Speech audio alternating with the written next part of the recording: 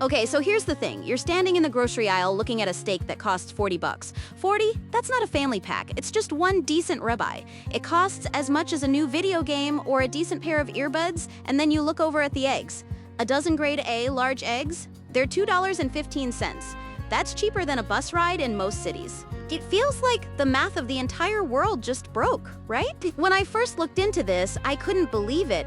Choice beef is sitting at nearly $10 a pound. That's a 31% jump in just 3 years. Meanwhile, eggs have crashed by over 50% from their peak. It's wild. Have you noticed this at your local store lately? Does your grocery bill feel like a logic puzzle you just can't solve?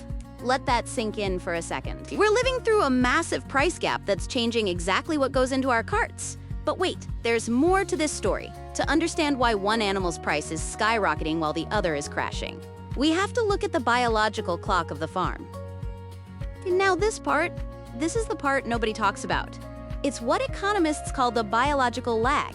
Think of it as a race between a chicken and a cow. A chicken is like a tech startup. It's fast, agile, and can scale up in about 6 weeks. If a flu wipes out a flock, farmers can have a new one ready to lay eggs before you've even finished a season of your favorite show.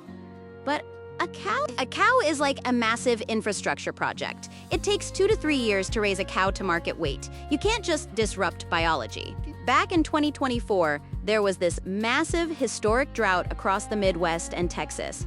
Grass died, hay prices went through the roof. Ranchers couldn't afford to feed their herds, so they had to do something drastic. They sold off their breeding cows for slaughter.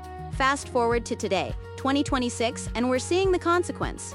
The U.S. cattle inventory is at 86 million head. That's a 75-year low.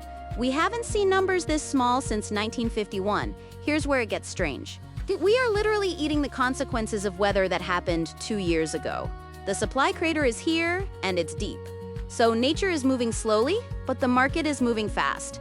And in that gap, someone is making a massive amount of money. Wanna guess who? You'd think high prices mean the local rancher is getting rich, right?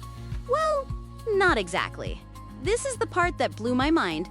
While American beef processors are actually losing money because they don't have enough cows to keep their plants running, global giants like JBS are hitting record profits.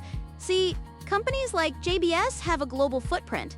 When the U.S. supply dries up, they just lean into their divisions in Brazil and Australia, where the cattle cycles are currently peaking. They're importing beef to fill the gap, and they're doing it very profitably. And remember those cheap eggs? There's a hidden connection there, too. Corn prices have plummeted by nearly 40%. Since chickens eat a lot of corn and grow fast, they get the double win of lower costs and faster recovery.